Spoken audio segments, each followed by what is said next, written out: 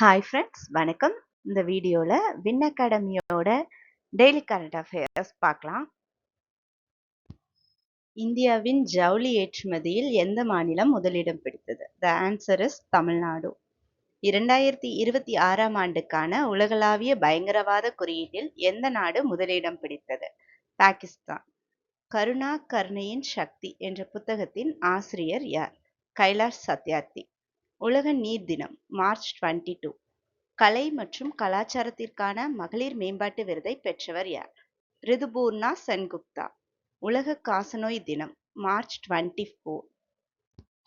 ககாடு 2026 பயிற்சி எங்கு நடைபெறுகிறது? ஆஸ்திரேலியா.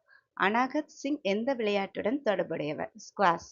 சமீபத்தில் செய்திகளில் காணப்பட்ட ஆகாஷா 300 என்றால் என்ன? 3D printer.